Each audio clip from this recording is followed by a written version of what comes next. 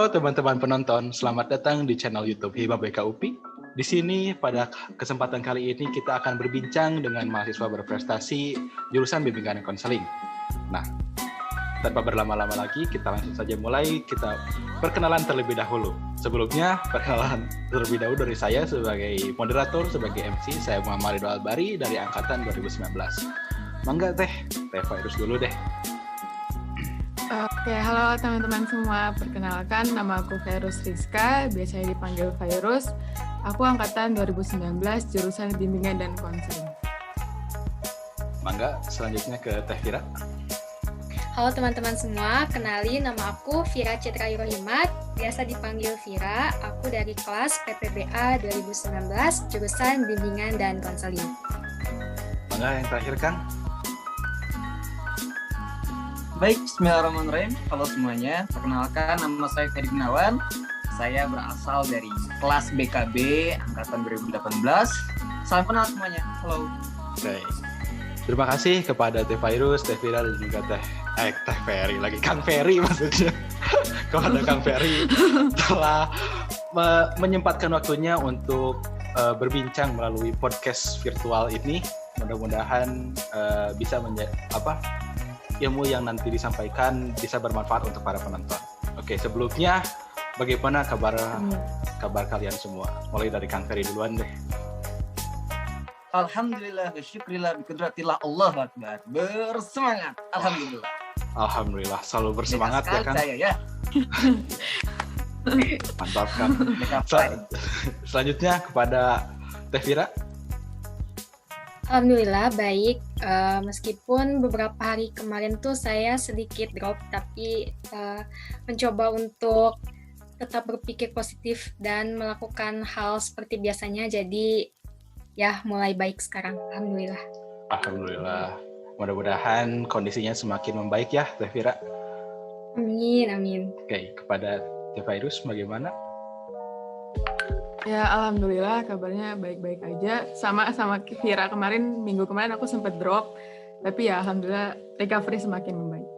Alhamdulillah, mudah-mudahan kita selalu berada dalam keadaan sehat walafiat dan juga selalu diberikan keamanan, keselamatan dan juga kesehatan gitu ya. Meskipun kita sedang berada di pandemi COVID yang sedang di PPKM juga dan juga varian yang lebih banyak, tapi mudah-mudahan kita semua terhindar dari semua penyakit tersebut. Amin ya rabbal alamin. Oke. Amin ya rabbal alamin.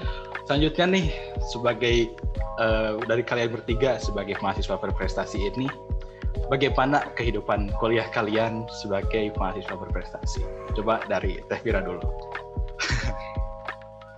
Kalau ditanya kehidupan kuliah, sebenarnya sih ya sama aja kayak teman-teman yang lain ya. Dari pagi ya kuliah, terus mengerjakan tugas gitu ya. Mungkin kalau dari aku sendiri sih sehabis kuliah mengerjakan tugas tuh aku suka kayak mereview materi ataupun kayak membaca materi gitu kalau habis kuliah tuh. Nah, selain mau review materi juga mungkin aku selalu diskusi gitu ke teman. Misalnya ada suatu hal yang gak aku ngertiin gitu, aku tanya ke teman yang misalnya dia lebih paham gitu. Jadi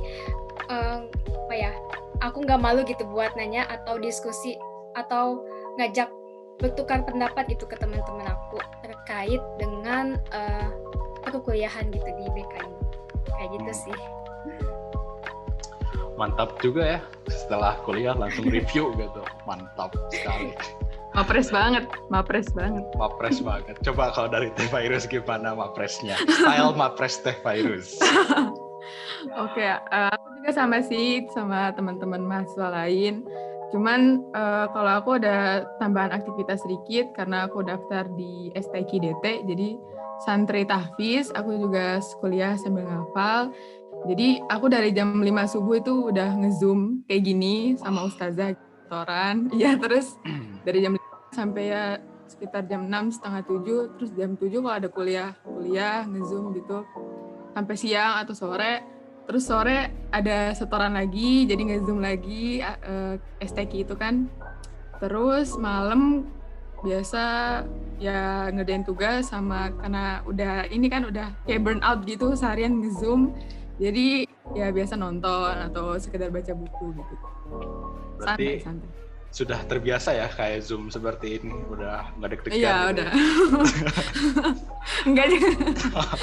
Beda Dari lah. jam 5 beda subuh sampai sore itu sering nge-Zoom gitu ya. Iya. Mantap. Nggak habis kuota teh. Ya gimana ya? Kan ada kuota Mendikbud. Ya. Oke. Coba sekarang dari Kang Ferry nih yang angkatan 2018 yang beda setahun dengan kita semua. Gimana Kang kehidupan kuliahnya? Saya sih lebih normal mungkin dari teman-teman yang lain. Seperti biasa, ya berkuliah, berorganisasi, terus berinteraksi dengan teman-teman yang lain. Dan tentunya yang mungkin yang tidak boleh saya lewatkan itu mencari hal-hal baru. Itu mungkin yang menjadi rutinitas saya, baik itu tempat baru, suasana baru, lingkungan baru. Dan kemudian di lain sisi juga saya orangnya dinamis, dari dalam artian tidak bisa itu yang namanya diam. Pasti dalam suatu waktu itu tidak bisa kosong, jadi harus ada kegiatan, baik itu apapun itu kegiatannya, baik itu yang bersifat individual ataupun kelompok. Jadi saya sangat menghargai waktu, maka dari itu saya mencoba untuk terus bergerak dan melakukan hal baru, mungkin mencoba hal baru, terlebih lagi dengan adanya transisi ya dari pandemi COVID, dan sebelumnya tentunya kan itu akan merubah kebiasaan saya sendiri di saat perkuliahan gitu. Jadi ya memang sekarang ini ya berkuliah, dan kemudian lain waktu juga atau lain hal mencoba hal baru. Seperti itu mungkin. Jadi banyak mengeksplor saja kalau saya. Emang benar ya mahasiswa berprestasi mah banyak menyibukkan waktu gitu. Bener-bener tidak ada waktu untuk istirahat endless gitu ya. Apalagi dari Kang Ferry kalau misalkan nggak ada kerjaan, nyari hal yang baru. Betul gitu Kang Ferry? Iya, betul sekali. Wah, beda sama saya. Kalau misalkan saya mau kosong ya tidur pasti juga. Beda 180 derajat. Oke. Selanjutnya nih, pertanyaan selanjutnya. Apa yang kalian rasakan setelah menjadi mahasiswa berprestasi? Yang memulai duluan siapa deh? Bukan saya tunjuk sekarang, Mbak. Enggak. Monggo yang top 10 mulu. Yang top 10 dulu kayaknya. Nah, yang top 10 dulu katanya. Silakan. Top 10 dulu kayaknya. Top 10 apa nih? Top 10 makanan. Ada tuh top 10. Top 10 Mapres. Kalau dari saya pribadi sih, apa yang setelah saya rasakan setelah menjadi mahasiswa berprestasi dengan berbagai tahapan, terus dengan berbagai proses, mulai dari jurusan, terus ke fakultas, terus ke 10 besar Universitas Pendidikan Indonesia atau di UPI, tentunya hal yang paling pertama saya rasakan itu adalah bersyukur. Karena lagi-lagi jikalau dipikirkan, saya rasa banyak yang usahanya lebih keras daripada saya. Banyak juga yang prestasinya tak kalah banyak dengan dari saya.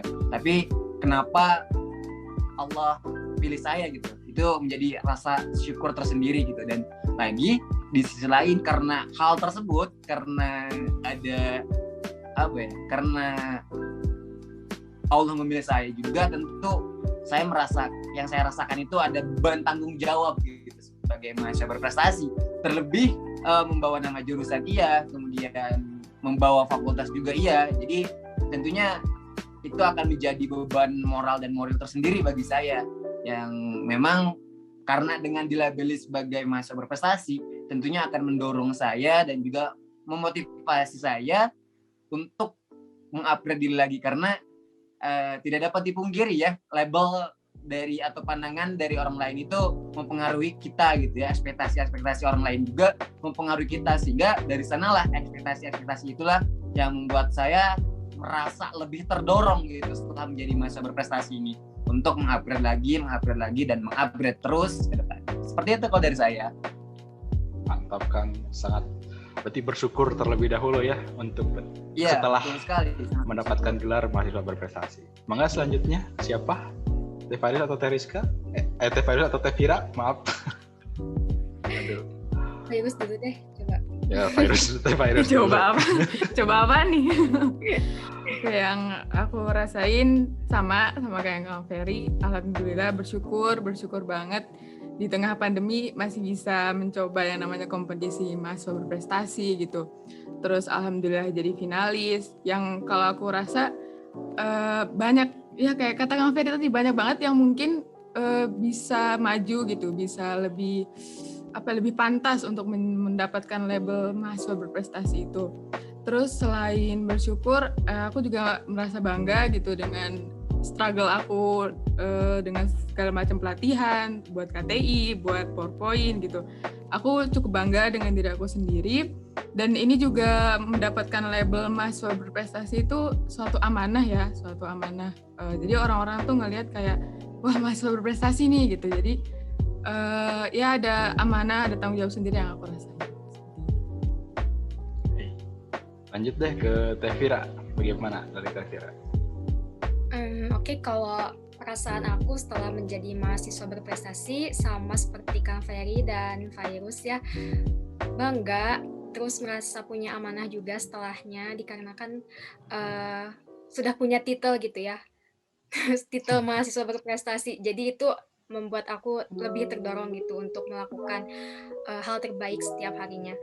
Nah, selain itu aku juga jadi merasa semakin termotivasi gitu ya, semakin terdorong setelah aku menjadi mahasiswa berprestasi untuk lebih berprestasi lagi. Aku punya prinsip sebenarnya, aku tidak ingin berkompetisi dengan siapapun, tetapi aku ingin berkompetisi terhadap diri aku sendiri gitu ya, untuk melewati batas-batas yang ada di dalam diri aku. Jadi aku ingin setiap harinya tuh aku mempunyai skill yang meningkat gitu, tapi untuk diri aku sendiri, seperti itu. Oke. Mantap responnya. Berarti memang pertama itu kita harus selalu bersyukur karena kita telah kalian gitu ya telah menjadi mahasiswa berprestasi dan juga mendapat beban amanah, dan juga tadi kata Teh Vira sudah mendapatkan titel gitu ya, title mahasiswa berprestasi. Pertanyaan selanjutnya, apa motivasi kalian untuk menjadi mahasiswa berprestasi ini? Coba dimulai daripada tadi rebutan, mending Teh Virus dulu deh, saya tunjuk lagi. Oke. Kalau motivasi aku pribadi itu, aku kan anak rantau ya. Aku asalnya dari Kendari, Sulawesi Tenggara. Jadi aku tuh punya prinsip kalau misalnya setiap tahun aku pulang ke kampung halaman aku tuh harus bawa sesuatu. Entah itu entah itu ya kayak dapat juara kayak gini gitu. Supaya aku tuh menunjukkan ke teman-teman, ke keluarga bahwa di luar tuh aku buat ini loh, aku ngelakuin ini loh gitu. Dan itu juga ya yang mungkin yang membuat aku lebih semangat lagi untuk merantau gitu-gitu, karena setelah pulang membawa cerita tuh banyak ya yang kayak, oh alhamdulillah Virus bisa gini, alhamdulillah Virus bisa gitu, seperti itu. Jadi kalau motivasi pribadi emang karena anak rantau itu gitu. Oke, berarti mudiknya bawa sesuatu gitu ya? Nah, benar. Nggak cuma bawa diri, pakaian kotor, tapi bawa sesuatu yang bisa diceritain. Ya, mantap sekali. Anak rantau lagi ya, mudik bawa prestasi. Yang lain mudik bawa makanan, ini bawa prestasi. Beda sama Presma. Okay. Alhamdulillah. Lanjut ke Kang Ferry deh, boleh? Masih di mute, Kang. Masih di mute. Mohon maaf. Tadi ada suara berisik, makanya di-mute dulu. Oke. Jadi kalau saya pribadi tentang motivasi kenapa menjadi mahasiswa berprestasi itu ada 3. Nah, yang pertama itu adalah sebuah bentuk rasa syukur atas anugerah, kemampuan, potensi yang Allah berikan kepada saya. Karena dari sana tuh dengan berprestasi itu adalah salah satu ikhtiar kita untuk bagaimana sih kita mensyukuri nikmat ini. Tentu dengan mensyukuri itu salah satunya dengan menggunakan sebaik-baiknya, yaitu mulai dari nikmat akal, dengan menggunakan sebaik mungkin dalam belajar, terus kemudian nikmat kemampuan soft skill dan lain sebagainya, hard skill, itu juga diikuti atau diikutkan dalam perlombaan dan lain sebagainya, itu juga salah satu bentuk atau interpretasi dari rasa syukur saya terhadap apa yang Allah berikan kepada saya. Dan kemudian untuk motivasi lagi yang kedua, motivasinya yaitu saya teringat sebuah kata-kata yang mengatakan bahwasanya jikalau belajar itu adalah ibadah, maka berprestasi adalah dakwah. Karena kalau dipikir-pikir ya, karena dengan belajar itu adalah kewajiban seluruh muslim. Thalabul ilmi fardhatun 'ala kulli muslim. Dan lagi di lain sisi, dengan kita belajar yang baik, dengan kita menjadi seseorang yang pintar, dengan kita menjadi seseorang yang memiliki pencapaian, tentu kita akan dilirik dan tentunya akan dijadikan contoh oleh yang lain. Nah, maka dari itu kita akan menjadi pengajak teman-teman kita atau pemotivasi atau motivator teman-teman kita atau kelak peserta didik yang akan kita ajar sebagai tolak ukur mereka dalam melakukan sesuatu. Jadi ada motivasi internal dan juga eksternal. Eksternal tadi itu untuk mengajak teman-teman atau orang-orang lain dalam berperilaku dalam kebaikan. Dan kemudian yang ketiga, ini mungkin rada lucu sih sebenarnya, untuk menghindari membandingkan anak saya dengan anak yang lain, dengan anak tetangga.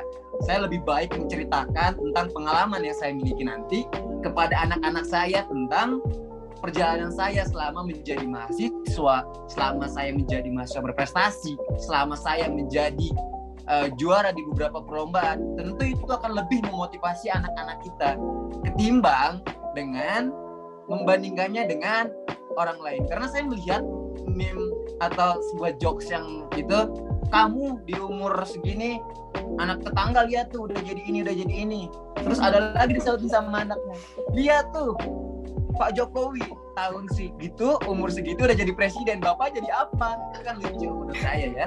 Karena saya rasa tuh pembelajaran yang terbaik itu adalah dengan contoh yang baik. Maka saya juga akan menjadi contoh yang baik dalam ikhtiar atau usaha menjadi contoh yang baik bagi anak-anak saya kelak, supaya anak saya juga semoga dapat berprestasi, dapat lebih baik lagi dari saya ini. Mungkin itu saja untuk motivasi saya yang 3 itu. Oke. Mantap. Motivasi ketiganya benar-benar sangat terampil, Kang, sangat humoris sekali. Ya memang benar gitu ya, membanding-bandingkan itu akan menyakitkan orang yang dibandingkannya gitu ya. Dan benar sih dari motivasi tersebut lebih memotivasi anak daripada membandingkan dengan anak tetangga seperti tadi. Terakhir ke Teh Vira, bagaimana motivasinya menjadi mahasiswa berprestasi? Waduh, dilihat dari motivasi Virus sama Kang Ferry itu, wah ternyata motivasi aku nggak ada apa-apanya sebenarnya. Sebenarnya motivasi aku tuh ingin bermanfaat gitu, khususnya buat diri aku dan insya Allah umumnya bagi masyarakat di sekitar aku gitu. Jadi mungkin kalau misalnya aku jadi mahasiswa berprestasi, otomatis kan aku mempelajari hal-hal baru, terus menghasilkan hal-hal baru juga gitu yang mungkin nanti kedepannya bisa bermanfaat gitu untuk aku dan orang-orang di sekitar aku. Jadi aku tuh dikenal maupun dikenang sebagai orang yang ini Vira gitu. Vira seorang konselor yang udah ngebantu aku misalnya dengan penemuan apa gitu. Jadi aku ingin gitu ya menjadi seorang penolong yang bermanfaat untuk diri aku dan orang-orang di sekitar aku kayak gitu. Oke. Kita langsung saja ke pertanyaan berikutnya. Bagaimana caranya kalian bisa menjadi mahasiswa yang berprestasi? Mulai dari Teh Vira deh sekarang. Caranya bisa menjadi mahasiswa berprestasi, yang pertama cari-cari info sebenarnya. Harus nanya-nanya gitu ya ke Kating, dan jujurnya saya juga nanya-nanya gitu ya ke Kang Ferry mengenai mahasiswa berprestasi. Jadi kita harus inisiatif gitu ya untuk menjadi mahasiswa berprestasi itu, dan harus punya niat yang kuat dulu. Terus setelah kita punya niat, setelah kita tahu informasi, kita juga harus menyusun strategi gitu ya istilahnya. Jadi di Mapres itu kita harus ngapain aja sih? Nah, kita harus tahu gitu poin-poin penilaiannya. Jadi kita bisa menyusun strategi itu untuk hari hanya gitu ya untuk penilaiannya agar kita bisa tampil lebih maksimal. Nah, setelah menyusun strategi mungkin kita yang terakhir harus doa gitu, harus pasrah kepada Allah gitu ya, serahkan semuanya. Setelah kita berusaha gitu ya, kalau misalnya nanti hasilnya itu mah gimana nanti gitu ya, gimana akhirnya, jadi kita pasrahkan saja gitu ya kepada Allah. Seperti itu sih kalau dari aku. Oke. Lanjut ke Teh Fairuz, bagaimana? Ya, kalau cara aku sendiri in general itu usaha dan doa ya. Kayak yang dibilang Vira tadi, usaha lalu doa gitu. Usahanya itu ya namanya mahasiswa berprestasi, ya harus berprestasi kan.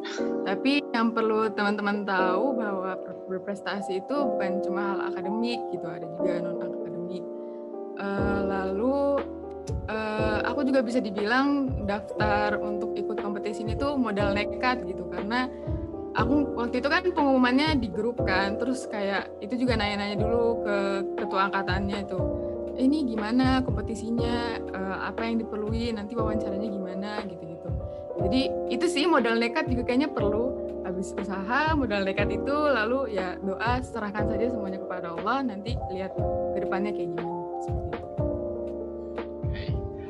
Terima kasih Teh Fairuz. Lalu terakhir ke Kang Ferry ini, sempat tadi disinggung oleh Teh Vira bahwa sempat tanya-tanya dulu ke Kang Ferry dari Teh Vira. Nah, apa saja motivasinya gitu? Motivasi atau motivasi perjalanan menjadi mahasiswa berprestasi? Maaf. Kalau saya pribadi, menjadi mahasiswa berprestasi itu adalah bonus dari perjalanan saya yang saya tempuh selama menjadi mahasiswa gitu. Karena kenapa? Karena bagi saya pribadi, saya pas awal masuk kuliah itu bukan berniat untuk menjadi mahasiswa berprestasi, karena saya sendiri tidak tahu apa itu mahasiswa berprestasi. Nah, singkat mulanya, jadi di awal perkuliahan saya berniat bahwasanya saya saat kuliah ini harus melakukan apapun, harus melakukan sesuatu, entah apapun bentuknya. Jadi pokoknya saya harus berkontribusi dalam bentuk apapun, entah itu dalam organisasi, terus entah itu dalam perlombaan dan lain sebagainya. Jadi yang pertama waktu itu bagaimana saya bisa menjadi mahasiswa berprestasi sebenarnya dikarenakan keinginan saya dalam berkontribusi atau dalam melakukan hal apapun gitu selama perkuliahan ini. Yang penting apa yang saya lakukan itu positif, dan akhirnya saya mengikuti beberapa organisasi, tentunya ada di Hima BK, terus kemudian di BEM Rema UPI, terus ada yang di eksternal yaitu di Pena Bakti, kemudian juga ada di Kemapip. Itu tentu yang mengantarkan saya kepada titel atau raihan sebagai mahasiswa berprestasi ini. Dan kemudian karena saya ingin melakukan sesuatu, karena di awal tadi sudah saya katakan saya tidak bisa diam dalam satu hal atau dalam melakukan hal yang kosong. Saya mencoba iseng-iseng dalam perlombaan, terus kemudian mencoba lagi dalam hal volunteer atau pengabdian pada masyarakat dan lain sebagainya. Jadi kalau dibicarakan bagaimana perjalanan menjadi mahasiswa berprestasi, saya dapat katakan bahwasanya mahasiswa berprestasi ini bukan tujuan utama saya, tapi mahasiswa berprestasi ini adalah bonus dari perjalanan apa yang telah saya lakukan selama menjadi mahasiswa di tahun 2018, 2019 sampai 2020 dan tentunya di 2021 ini, sampai akhirnya saya mendapat gelar sebagai mahasiswa berprestasi Fakultas Ilmu Pendidikan dan tembus ke 10 besar Universitas Pendidikan Indonesia. Seperti itu.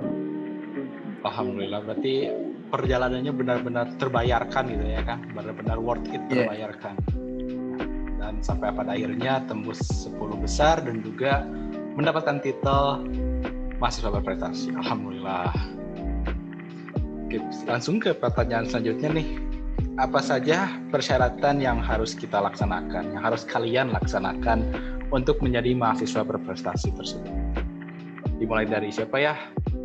Dari Kang Ferry deh sekarang yang pertama. Jadi, secara garis besar mahasiswa berprestasi itu, jikalau saya tidak salah, ada 4 yang harus disiapkan. Yang pertama ada KTI, terus ada kemampuan public speaking, kemudian ada prestasi, dan kemudian ada kemampuan dalam berbahasa asing. Nah, yang pertama, perihal KTI itu berupa gagasan inovatif yang kita sampaikan atau yang kita tuliskan dalam bentuk karya tulis ilmiah. Nah, nanti untuk formatnya biasanya ini berubah setiap tahunnya menyesuaikan dengan pusat prestasi nasional, dan kemudian yang kedua bahasa asing. Nah, teman-teman jadi kalau memiliki banyak kemampuan dalam berbagai bahasa, itu bisa digunakan dalam masa berprestasi ini, baik itu bahasa Inggris, bahasa Arab, bahasa Jerman, bahasa Jepang, dan lain sebagainya. Dan kemarin saya menggunakan bahasa Inggris dan juga bahasa Arab. Dan kemudian perihal prestasi. Nah, prestasi ini terbagi lagi ke dalam beberapa hal. Ada yang bersifat perlombaan, ada yang sifat pengakuan seperti haki dan lain sebagainya. Terus ada karya tulis ilmiah juga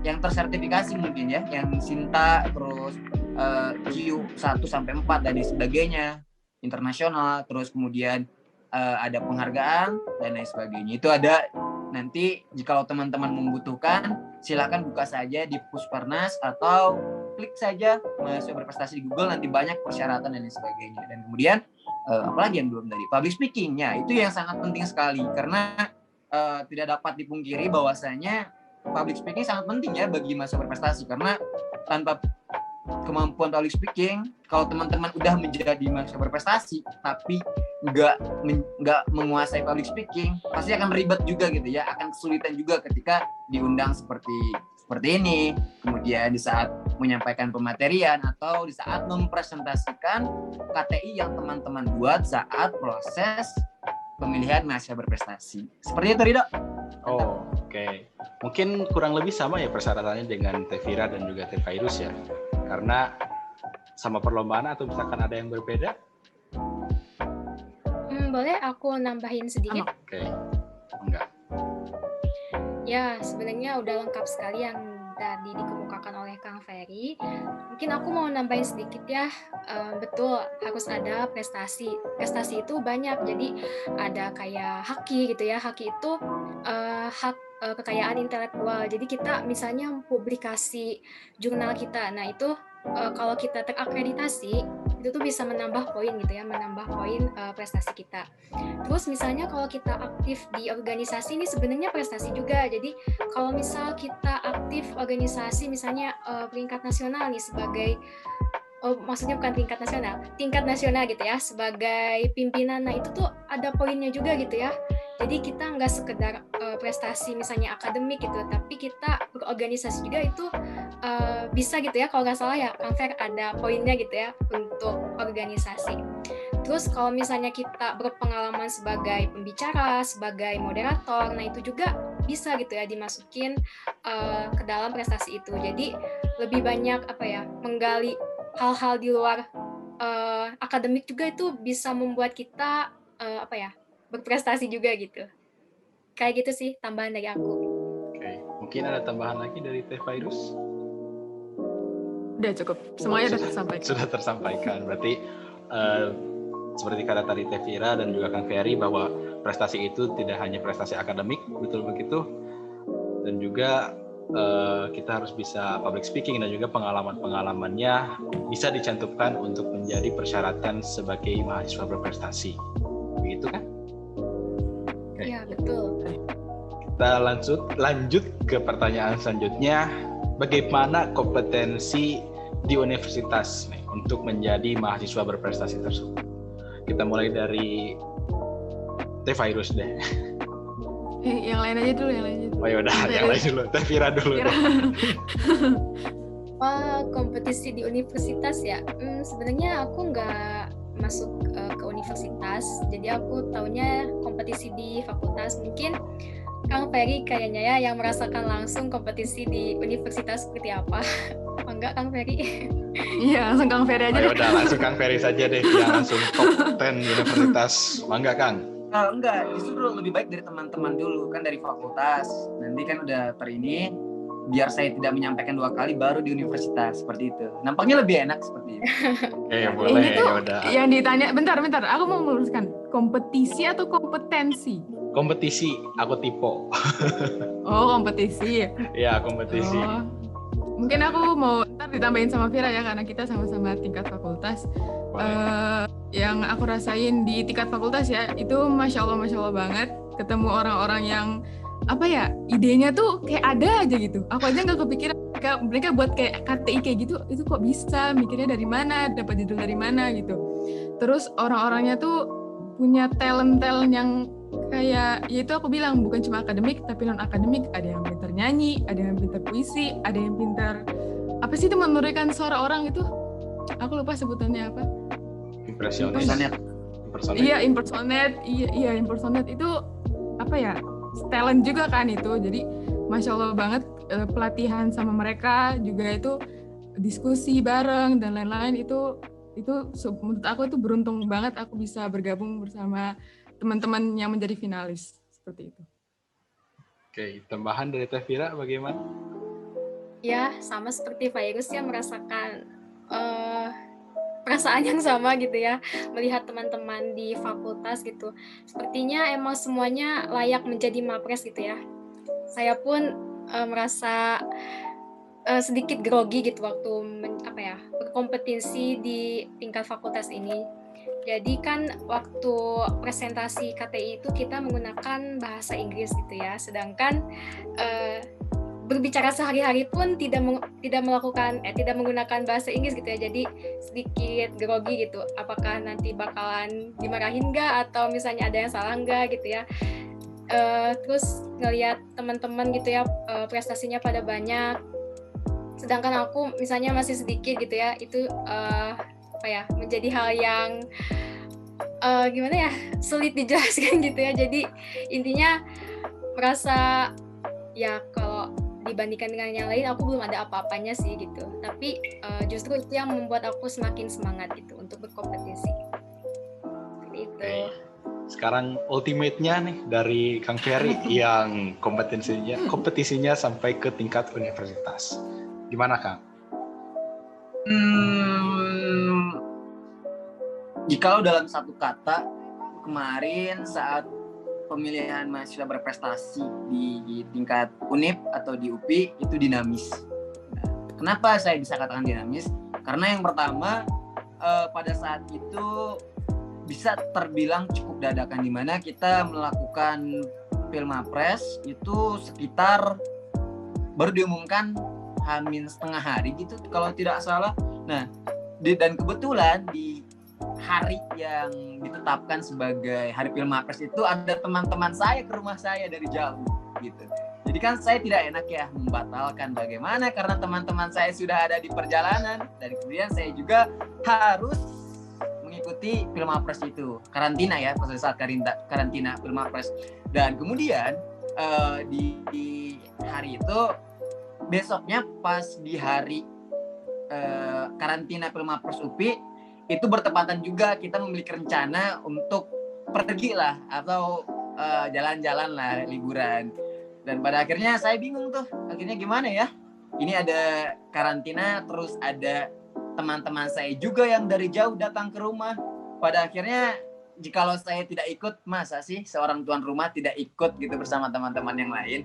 Dan kemudian saya melihat juga ke sisi Pilmapres, ini adalah salah satu momen yang terjadi sekali dalam hidup saya. Masa saya tidak ikut?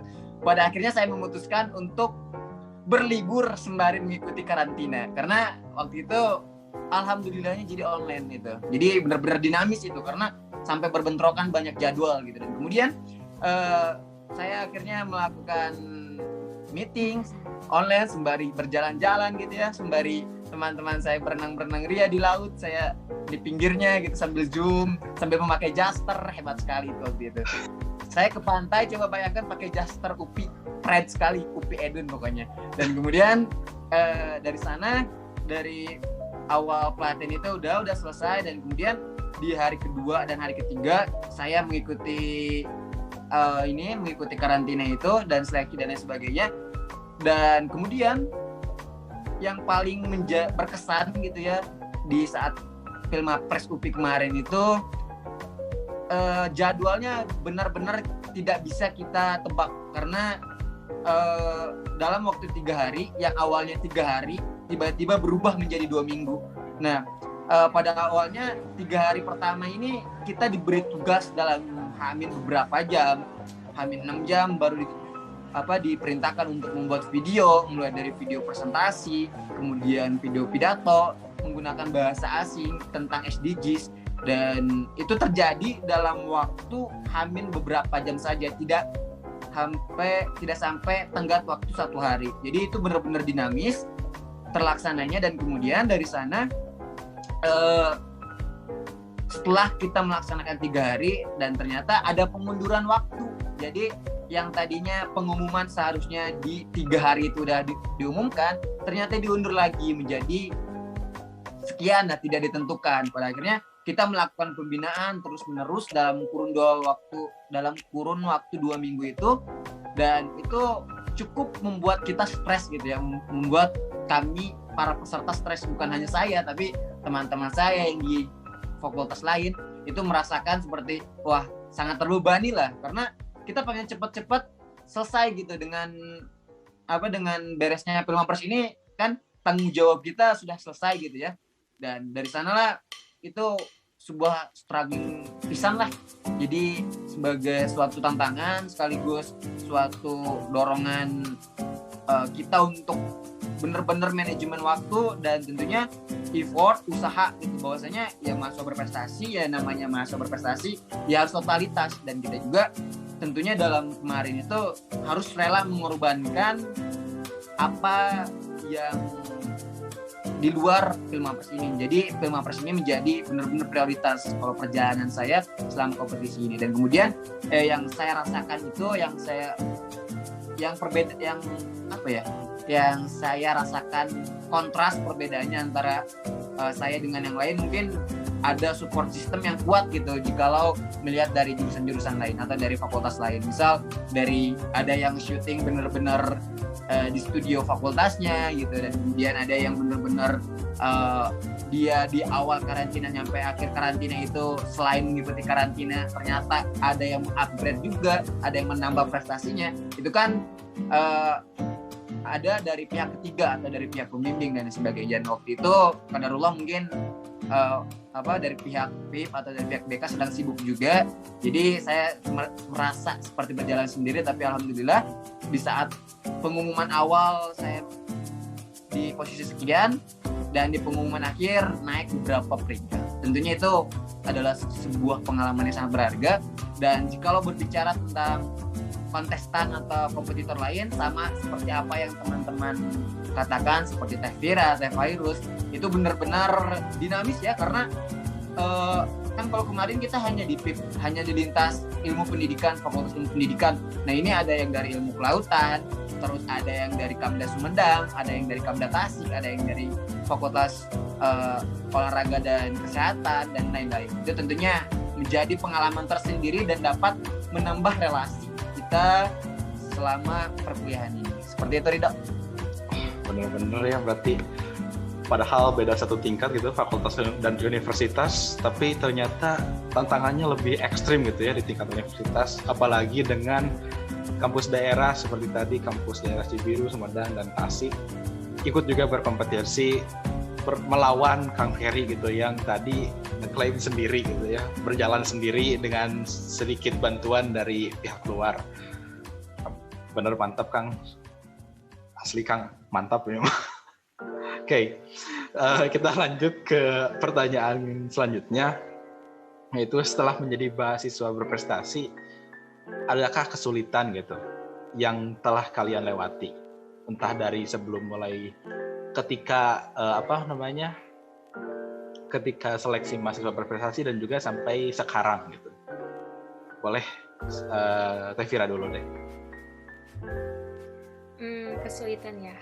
Kalau kesulitan banyak dari sebelum kompetisi gitu ya, kan harus menyiapkan banyak hal gitu, kayak menyiapkan KTI, terus nyiapin portofolio karya gitu ya. Kesulitan karena kita harus menemukan ide untuk merancang KTI dalam waktu 3 hari gitu ya, kalau nggak salah waktu itu hanya diberi waktu waktu pas kompetisinya juga merasakan kesulitan karena yaitu saya tidak terbiasa berbicara berbahasa Inggris gitu ya, tetapi waktu pas hari hanya itu disuruh presentasi pakai bahasa Inggris. Terus setelah kompetisi, adakah kesulitan yang dialami? Sebenarnya ada gitu ya. Kesulitannya tuh kayak mempertahankan motivasi aku gitu untuk berprestasi setelah kompetisi ini. Jadi apakah setelah kompetisi ini aku berhenti untuk melangkah atau hanya apa ya? Jadi istilahnya tuh kalau kompetisi udahan ya udahan gitu ya.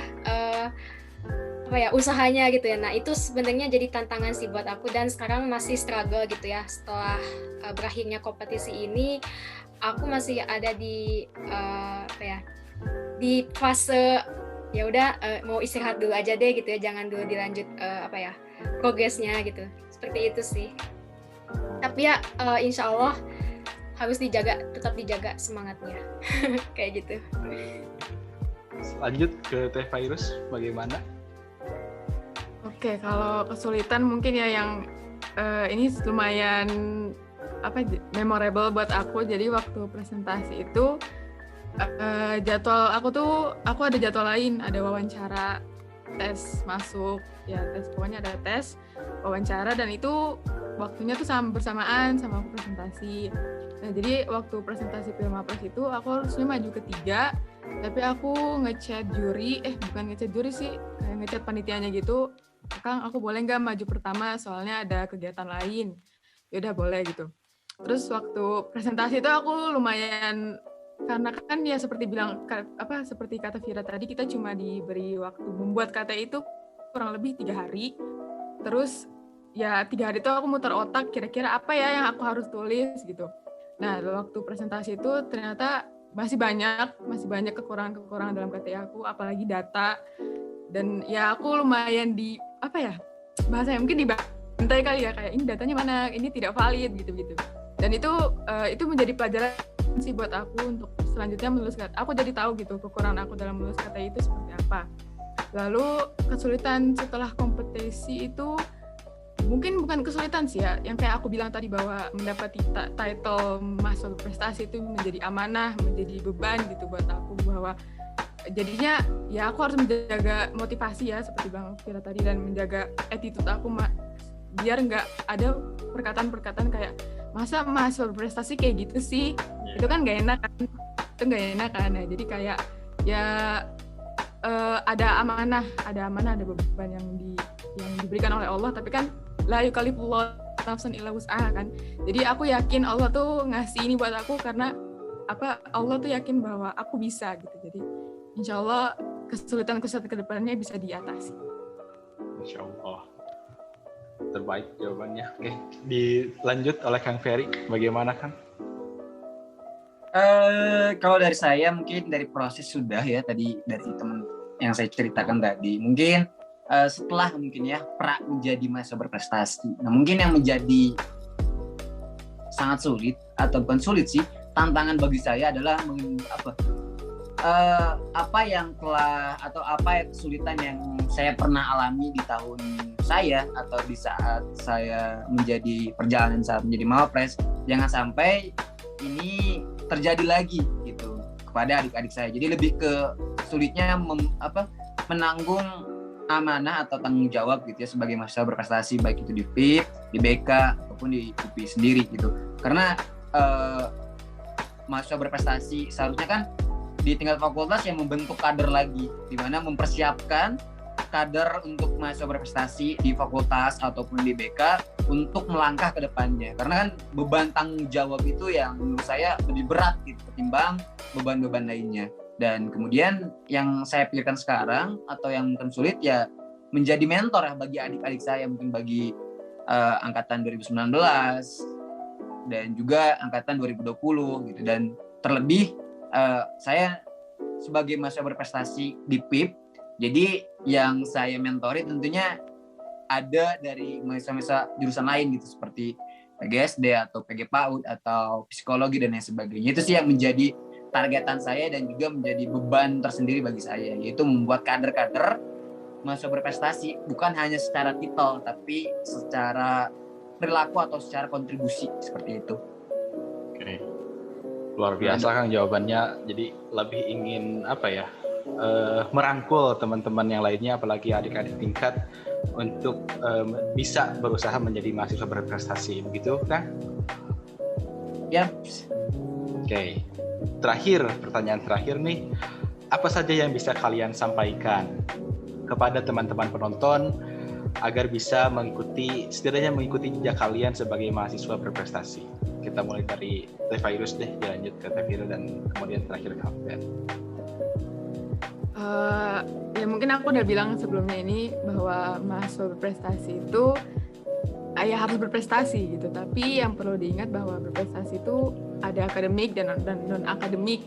Ada yang mungkin menang esai, menang KTI, menang portfolio dan lain-lain, tapi jangan dilupain juga bahwa ya mempublikasi itu juga suatu prestasi, mengikuti program pengabdian masyarakat itu juga merupakan sebuah prestasi. Jadi aku yakin teman-teman dan penonton-penonton lain itu pasti memiliki prestasi di bidang mereka masing-masing. Dan untuk melanjutkan ke ajang mahasiswa berprestasi, cuma ingin mengingatkan bahwa usaha dan doa itu perpaduan yang tidak bisa dipisahkan gitu. Jadi usaha sambil doa, seperti itu mungkin. Mangga ke Teh Fira. Yang ingin aku sampaikan sih sebenarnya teman-teman jangan ragu gitu, jangan ragu apakah teman-teman misalnya prestasi aku masih kurang nih, public speaking aku kurang atau bahasa Inggris aku kurang. Nah teman-teman tuh jangan ragu dulu gitu ya, tapi yuk coba dulu belajar, terus ikuti alurnya dan percaya pada diri sendiri bahwa ya kita itu bisa gitu. Ketika kita berpikir kita bisa, maka ya insya Allah kedepannya bakalan bisa juga gitu. Jadi untuk teman-teman semua jangan ragu kepada diri sendiri karena diri kita itu hebat. Terima kasih. Oke. Dilanjut ke Kang Ferry. Bismillah. Kalau dari saya pribadi, jangan jadikan titel mahasiswa berprestasi itu sebagai tujuan utama. Yang terpenting dalam menjadi mahasiswa berprestasi itu tentang apa yang kita lakukan, bukan tentang apa bukan tentang siapa. Jadi yang lebih terpenting adalah bagaimana teman-teman melakukan proses atau dalam masa menjadi mahasiswa ini. Tak peduli hasil, yang penting lakukan yang terbaik, berikan yang terbaik, dan tentunya tetap berusaha. Dan lagi, jangan pernah jadikan mahasiswa berprestasi ini sebagai tujuan utama. Jadikanlah sebagai bonus atas usaha-usaha apa yang kita hadapi. Dan lagi, karena jikalau kita menjadikan mahasiswa berprestasi sebagai tujuan utama atau sebagai ekspektasi utama, tentu jikalau memang naudzubillah nanti teman-teman tidak sampai, teman-teman akan kecewa. Tapi jikalau teman-teman menjadikan atau mengutamakan apa yang teman-teman lakukan atau kontribusi teman-teman, maka teman-teman akan menghasilkan karya, bukan hanya titel saja. Mungkin itu saja dari saya. Terima kasih. Oke. Masya Allah, tabarakallah. Mudah-mudahan apa yang kalian sampaikan bisa bermanfaat dan juga bisa memotivasi juga para teman-teman penonton untuk lebih mengejar prestasi, bukan hanya titel, tidak mengejar titel, tapi mengejar prestasinya tersebut dan juga mengejar pengalaman belajar lebih baik lagi. Nah, mungkin terima kasih juga kepada Teh Fira dan juga Teh Fairuz dan juga Kang Ferry atas waktunya untuk berbincang dalam membahas mengenai lika-liku mahasiswa berprestasi. Mudah-mudahan apa yang telah disampaikan, jawaban dari pertanyaan-pertanyaan sebelumnya bisa juga menjadi motivasi, bisa menjadi ilmu dan pengetahuan kepada teman-teman penonton untuk mengejar prestasi mereka di jalan mereka masing-masing. Oke, terima kasih kepada Teh Fairuz, Teh Fira, dan juga Kang Ferry atas waktunya untuk berbincang-bincang pada konten YouTube Juli Hima BKUP kali ini. Mudah-mudahan apa yang telah disampaikan bisa menjadi ilmu pengetahuan, informasi, dan juga motivasi kepada teman-teman penonton di rumah atau di tempat kalian berada. Dan juga kalian sebagai penonton bisa mengikuti jejak mereka di sosial media, ke Teh Fairuz, Teh Vira, dan juga Kang Ferry, nanti ada di deskripsi di bawah. Dan sekali lagi terima kasih kepada para penonton yang telah tetap bersama kita sampai akhir. Sekali lagi terima kasih dan sampai jumpa di video berikutnya. Dadah!